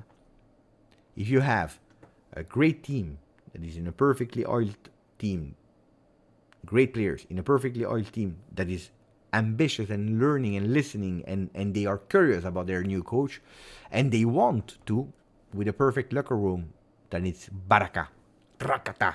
Rakata. Mariano, thank you for the donation, buddy. Yes, only with a heart, since I am a fanatic. Hey, if Motta can make Bologna great with unknown player, what about Juve? Hey. Wait, there is a difference between Bologna, one competition only, plus Coppa Italia, so two competitions, but playing one game a week without the pressure, or playing at Juve 2 games a week with pressure. That's a big one. Huh? Don't underestimate that. Don't underestimate that. It's a big one. But today I started to see that the guys, they want to listen to the coach. And it will take time, huh?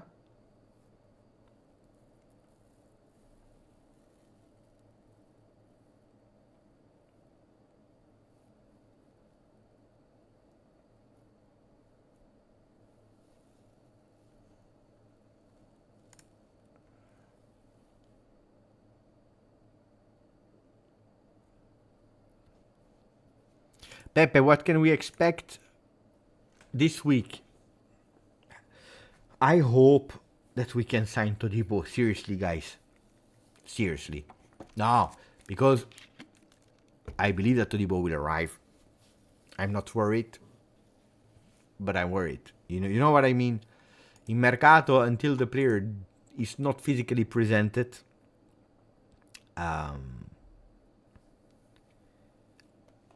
you never know. Huh? Everything can be boom, it's over, ciao.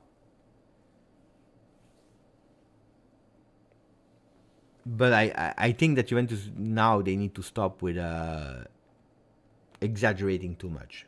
Go for him. Go for him immediately this week.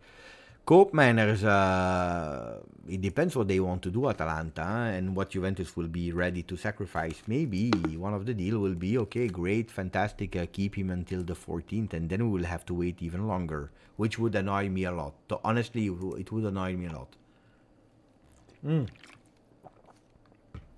Or it's a yes, or it's a no, but tell me now.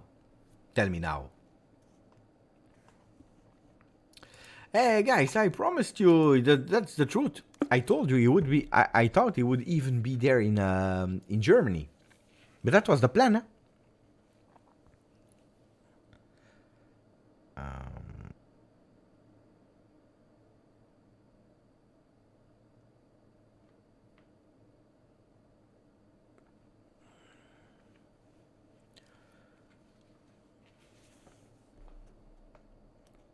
And then if Juve is trying, I can't. Huh? Ciao Andy, 2 years with us as a member. What a guy! What a guy! What a phenomenal! Happy birthday, 2 years, Andy Golding. I would love to be called Andy Golding. Imagine, Andy Golding. What a name! What a name! Che nome fenomenale! What a phenomenal! By the way, congratulations to all of you, because sometimes we say congratulations Beppe, but sometimes I want to say congratulations to all of you as well, because we became today, I will show you, 32,212. Is that not beautiful? We are running fast, huh? Ah, I love that. I love that. Fantastic. 32,212. Fantastic. No, Mario, look, Mario, I'm not a person that is keeping it long and I'm pissed off for really long. No, but you can't. This is a place of football, peace, harmony, good community. If people are frustrated, the role of Beppe, the channel, is to make people again happy, having a good time. If you are frustrated, come here to become again relaxed, happy.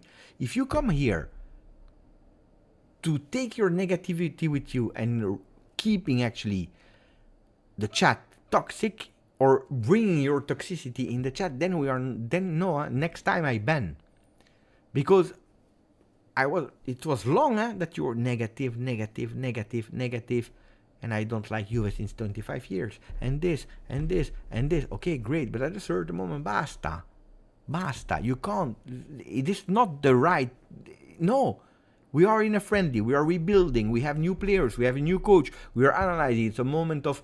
Today we don't care if we. Honestly, I will tell you, we don't care if we lose against Nuremberg, if we draw against Brest. We don't care because we are focusing on a preparation. It's a training session, seeing what is working, what not. I saw a lot of great things, but of course I'm honest enough to say this team needs to be completed, because you can't honestly think to do a season with Wea and Yildiz and Vlahovic. You can't. And we saw it, we just spoke about it. You need an extra center defender, if possible another fullback, but it will be tough because you need to realize also where we are. This season we focus on the midfield, and I saw a lot of progression. We come from a Weston McKennie, Rabiot, Locatelli, no Fagioli because he was not there, Miretti, to Douglas Luiz, Fagioli, Locatelli, Thuram, Miretti, and possibly a Cope Manners. It's a huge upgrade. But I agree, I always said it here on the channel, Cope Manners, that according to me, honestly, if I could, was not even my big dream of Mercato. I think that we could have played another football without. But when I saw the last times the Juve in training session, I said I understand why we need Cope Manners in that game. And today we saw it as well. Vlahovic today was again in difficulty. Thuram is not bringing you goals. Douglas Luiz, a bit, but not to change your midfield. Miretti, until that he will take away that jinx that he has on touching the post. Fagioli scored how many goals in Serie A? Fagiolino? 3. 3 goals in Serie A. Thuram, 167 games with Nice, 9 goals in all competitions. Locatelli, Serie A, only Serie A, but with all the teams, Milan, Sassuolo, Juve, 12 goals. At Juve in total competition at Juve, 4 goals. Timo Weah, 1 goal in Coppa Italia. Yildiz, 2 goals in Serie A, 4 in totals with Juve. We miss goals, guys.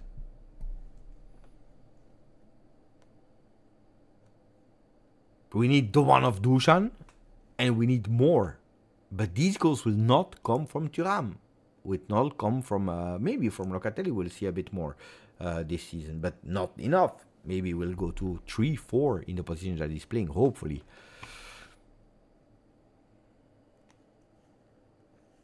That story needs to stop, Michael, because I asked a lot of time and nobody is able to give me Italians. And when we are mentioning an Italian, you don't like.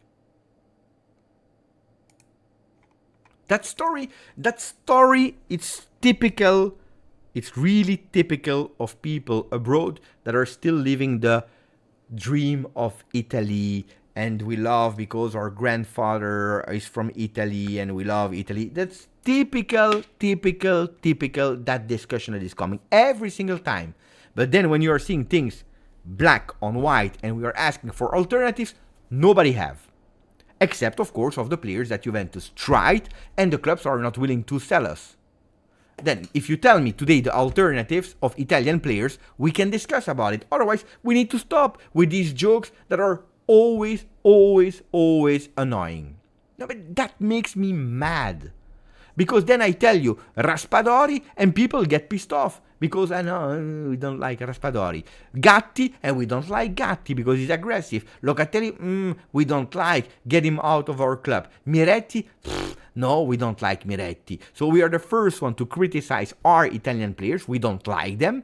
And then we go on the market. Who do we want? Barella, he will not come to Juve. He will not come to Juve. Stop thinking about it. He will not come to Juve. Fratesi, Juventus was on the player. Carnevali preferred to give him to Inter instead of Juve. But Juventus tried 2 seasons long for Fratesi. And that's it. Who else do we want to speak about? Italian players. Who else speak about Italian players? Who else? Calafiori, Juventus went. They found an agreement. Bologna, probably correctly so, they sold him for 50 million to Arsenal. Berardi, I'm the first one to say, I hate Berardi. I don't want Berardi. Parisi, Juventus was on Parisi. Then he went to Fiorentina. Probably luckily because he's not even a great player. Guys, seriously. No, but every time Donnarumma, Juventus had an agreement with Donnarumma. Juventus had an agreement. The problem is that if you take a Donnarumma in the financial situation that we are, probably today we are in 4th division because we were bankrupt.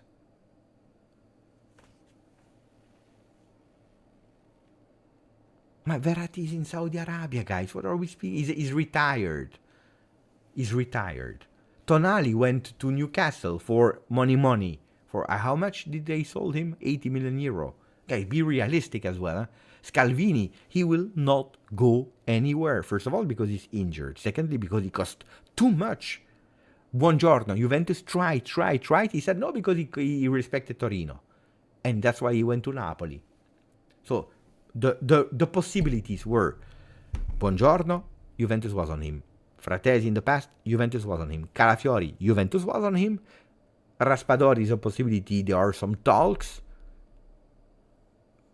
That's it. But Scamacca is not a player, guys. Don't tell me now that you want Scamacca at Juve. But Chiesa is not... Guys, what keep Chiesa? Chiesa doesn't want to stay at Juve. You want to understand it or you don't want to understand it? You want to understand it or not? Or how will we make you a beautiful design? What do you need to understand it?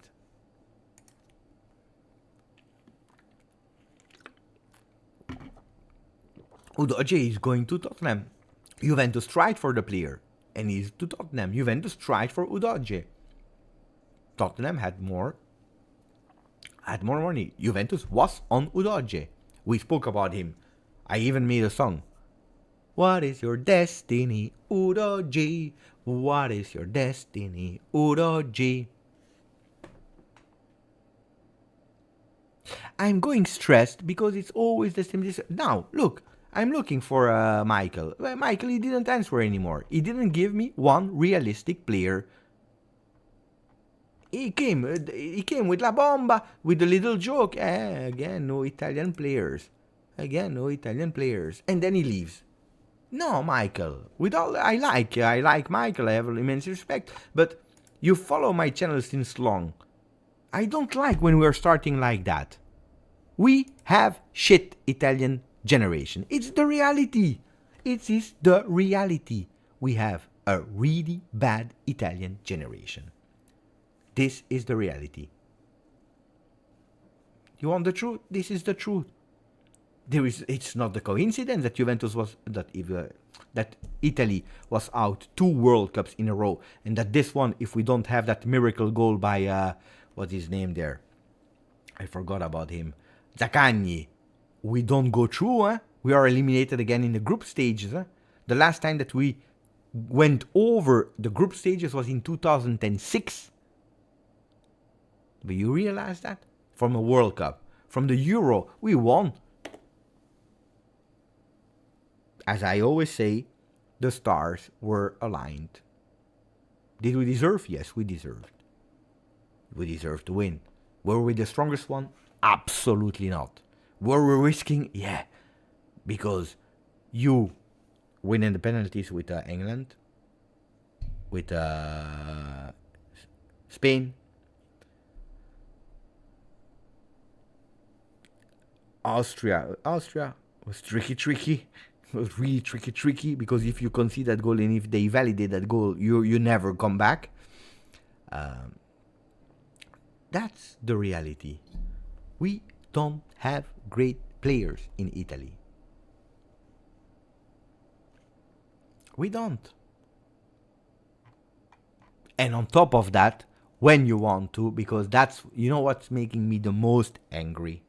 The most angry. When you want to buy a player from an Italian club, they go with crazy requests. Crazy request.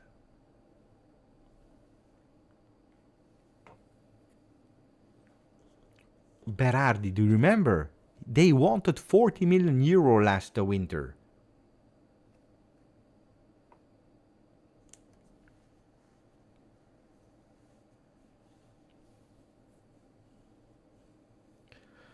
The Italian youngsters are at Milan. All the Italian youngsters are at Milan. No. It's not true. We have beautiful players as well. We have also really beautiful, talented players. Young players. Pay attention. Nobody's mentioning now. We already, provided some young players. Now, in terms of Italian names, but you have a Savona that is growing, etc., but maybe a bit lacking of these superstars. But the other ones are coming. Pay attention. The other ones are coming.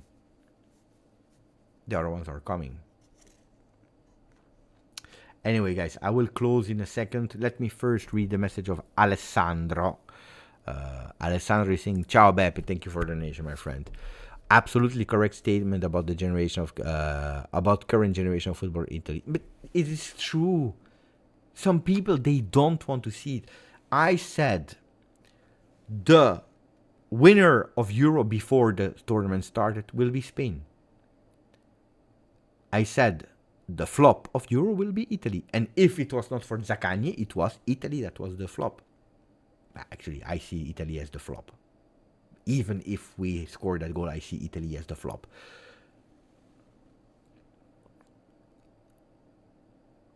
But I wrote something on Twitter. People, they get angry. It's always the same, It's always the same. They get angry. When you say that Italy is bad, they get angry. They feel attacked. It's the reality.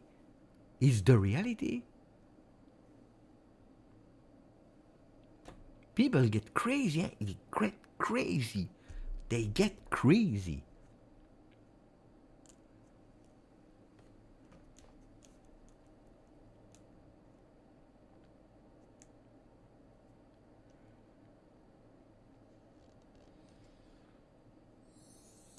It's important. I think it's important to see also the reality. Like this team here that we showed you is, according to me, and I will repeat it at the moment. We didn't even sign Raspadori, Galeno.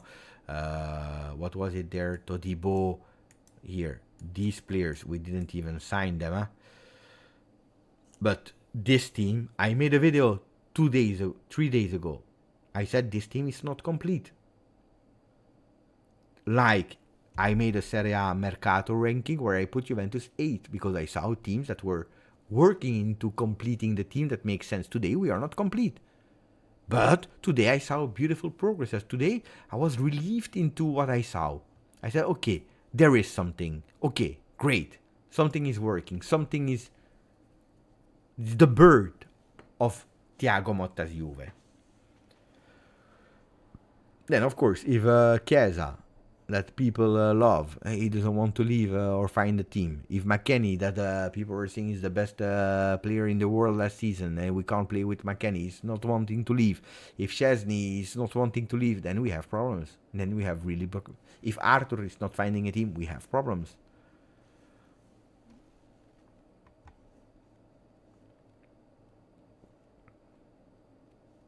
Confusing part of Juventini. Thank you, my friend, for your donation. Ciao, Mariano. Thank you. We are about to close. The confusing part of Juventini's plan is that Motta's system relies on two wingers, and our two biggest purchases are midfielders, Luis and Koopmeiners, and we sold two wingers and selling two more.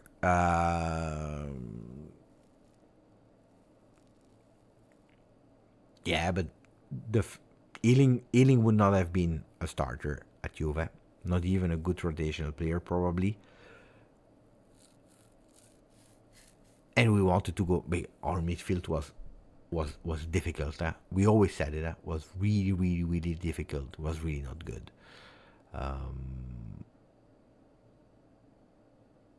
And Sule is to generate profit. Cash immediately. Generate profit. I want to do something. I want to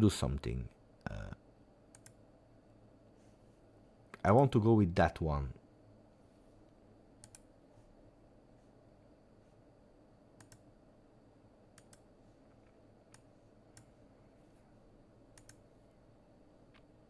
Five minutes, guys, and then we close. Ready?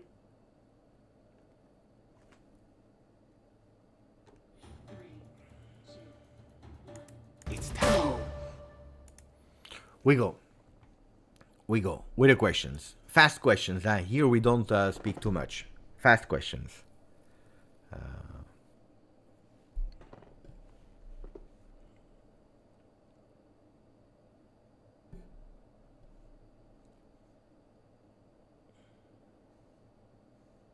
We have no questions. Chiesa Raspadori swap. Would you do it? Only in the last day of Mercato if we were not able to find a replacement for if Chiesa is still there on the last week of Mercato, I prefer this than nothing. But I would prefer other alternative first. I don't think that a right back will come. Todibo. No. Not 48, more. Do you see Motta not playing with wingers for the first phase of the season? No, I think he will insist on that way of playing with wingers. If it's with Bangula and Yildiz and Wea, he will do it. But I see him playing with wingers. How many positions we need players? In the name of we already spoke about that in the entire video. Beppe, which last three players do you think we must sign? We just spoke about that.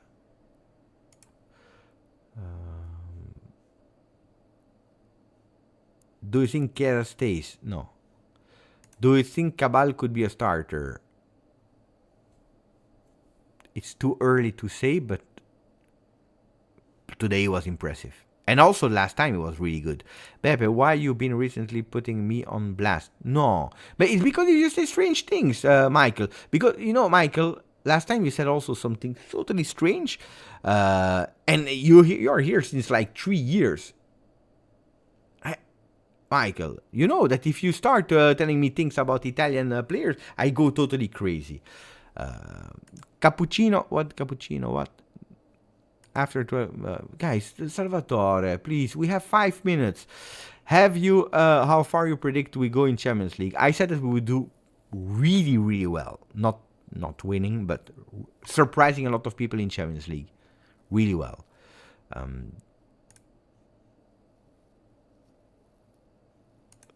But what Romano says is not always the truth. I need also the counterpart. I don't know what he asked to Villa, but I know that he asked to Juve a big exit fee, which was out of proportion. And again, Fabrizio Romano, that I appreciate, of course, but guys, he said that it was here we go for Keylor Navas 2 months, and then he didn't go. Guys, it's not the Holy Bible. Do you think we need Conceição and Kadialoglu? Kadialoglu I would have loved, but I don't think he will come. We didn't hear anything anymore.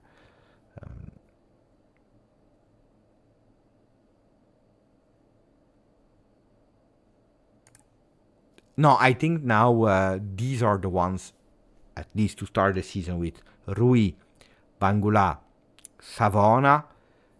Then, during the season, maybe we have a beautiful surprise. And don't forget also about Aziz is only 18. I think that we, in a total, I think signings, we already have 5. I think that we can go to 9 easily.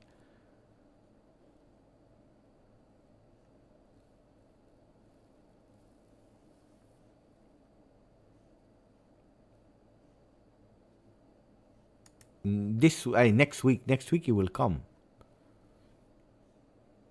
What are next gen promotion chances?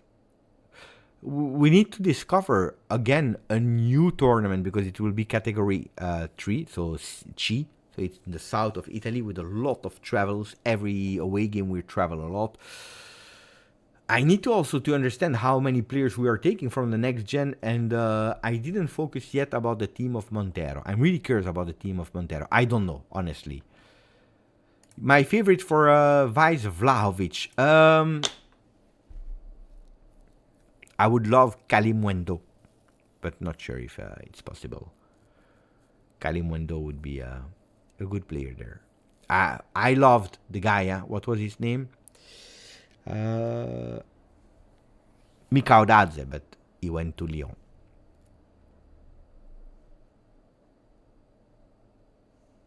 And it's over. Over with the questions.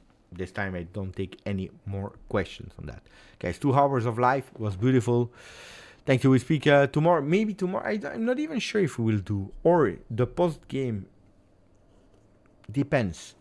Depends, because tomorrow I want to take a day with my family at the beach in Belgium.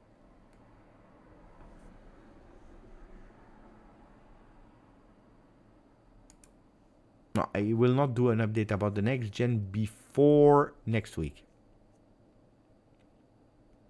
Yeah, tomorrow probably we'll do a day after video.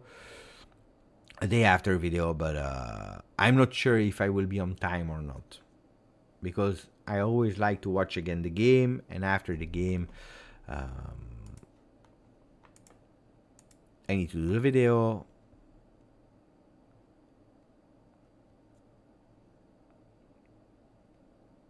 So I don't know how much content. Maybe it will be a content from the beach, but then it's not the day after, because day after we need to be concentrated to do it. Dai ragazzi, you were fantastic. Grazie a tutti. Sorry Michael, if next time I see comments of you, I will not answer when you are doing strange comments. Ragazzi, I will probably watch the game now again, enjoying it on the sofa. Grazie a tutti, forza. You.